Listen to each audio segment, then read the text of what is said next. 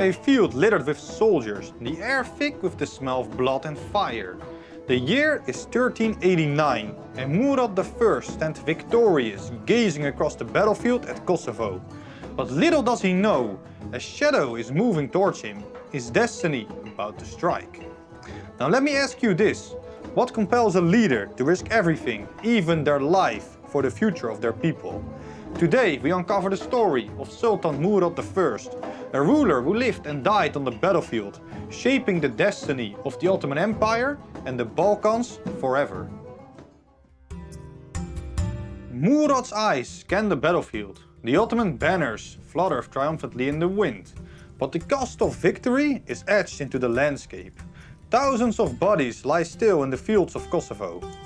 His sons Bayezid and Jakub have fought valiantly, leading their forces to triumph against the Serbian army led by Prince Lazar. It should be a moment of glory, yet Murad's instincts are sharp. Years of ruling and warring have taught him that danger often lingers after the battle is won. And so, when a Serbian nobleman approaches, claiming to surrender, Murad does not flinch. But before anyone can react, the man lunges forward a dagger, glinting in the sun. The Sultan falls, mortally wounded. It is the end of Murad's journey, but not the end of his legacy. To understand why Murad's death would resonate across centuries, we must return to the beginning of his rule, when a young leader took the throne of an emerging empire and decided to push its boundaries into Europe. In 1362, Murad ascended the throne after the death of his father Orhan Ghazi. The Ottoman state was a rising power, but his position was precarious. To the west lay the fractured Byzantine Empire and the divided kingdoms of the Balkans. To the east, rival Turkey's beyliks fought for control of Anatolia.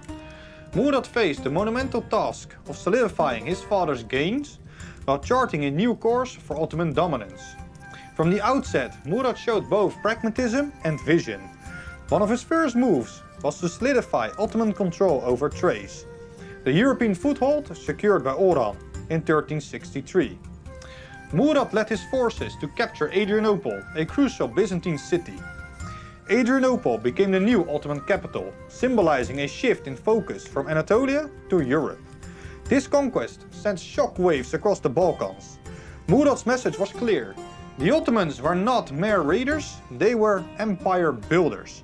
But taking a city was one thing. Holding it against formidable coalitions of Christian forces was another. Murad's first major task came in 1371, when a massive Serbian army marched to drive the Ottomans out of Europe. The coalition, led by King Vukašin and his brother Jovan Jugiesa, was confident in its strength of approximately 50 to 70,000 men, outnumbering the Ottomans, who entered the battle with somewhere between 800 to 4,000 men, according to Byzantine scholar Leonikos Chalkokondylis. Murad, however, was a master strategist. Using intelligence and speed, he launched a surprise attack at night, catching the Serbs off guard, near the Maritsa river.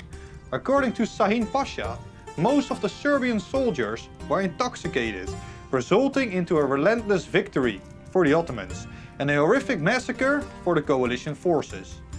Tens of thousands of Serbian soldiers were slaughtered or drowned in the river's icy waters. This victory was more than a military success, it was a turning point. The Serbian kingdom was fractured, its leaders killed and its lands left vulnerable to Ottoman dominance. Murad had not only expanded his territory, but also instilled fear in his enemies, a crucial psychological advantage for future campaigns. Murad was not content with simply conquering land. He understood that a great empire required a strong foundation.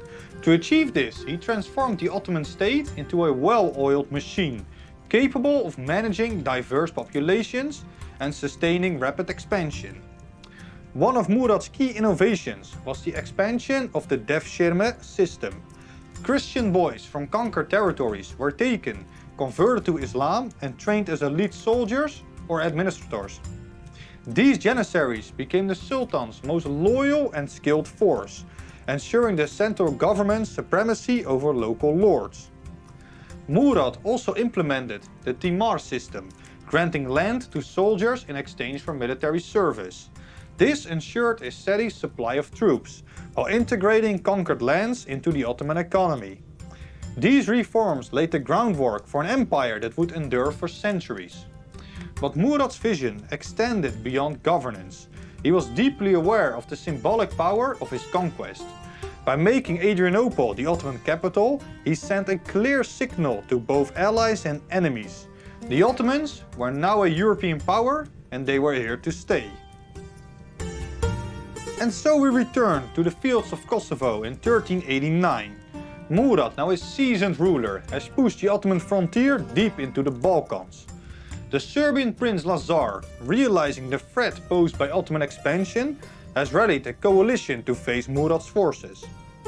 The battle is brutal. The Serbian knights charge into Ottoman lines, but they are met with the discipline of the Janissaries and the determination of Murad's sons.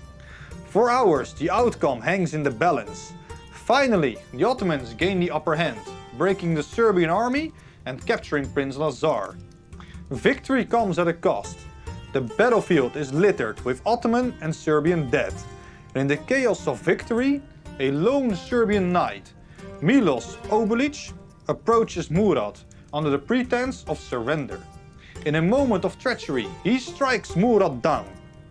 Murad's death is a shocking blow, but his legacy is immediately secured. His son, Bayezid, takes command, punishing the Romanian Serbian forces and consolidating Ottoman rule in the region. The battle ensures that Serbia becomes a vassal state and the Ottomans gain an unshakable foothold in the Balkans. Murad's reign marked a transformation of the Ottoman state from a frontier principality into a bargaining empire. His military campaigns in Europe redefined the balance of power in the Balkans, paving the way for future conquest. But Murad's legacy extends beyond the battlefield. Murad made two important administrative reforms, creating the Timar system and solidifying the devshirme system, which led to the creation of the Janissaries. A point of discussion among historians is under which Sultan the devshirme system was officially created. But most agree on the point that Orhan laid the foundation and Murad officially introduced it. Thanks to these reforms, Murad created a stable and loyal structure that sustained the empire's growth. His emphasis on centralized power ensured that the Ottoman state remained resilient in the face of external and internal challenges. Most importantly, Murad embodied the spirit of a Ghazi Sultan, a warrior devoted to expanding and defending Islam. His death on the battlefield became a symbol of sacrifice, inspiring future generations of Ottoman rulers. Osman's dream continued with his son Orhan and grandson Murad. These two changed a small frontier principality into a global empire, in which their successors went on to conquer Constantinople, dominate the Mediterranean, and endure for centuries. His life was one of ambition, vision, and relentless determination, culminating in a victory that changed the course of history.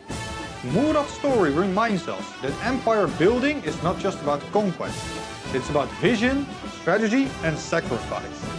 What do you think? Could Murad's leadership serve as a blueprint for modern empires? Let me know in the comments below.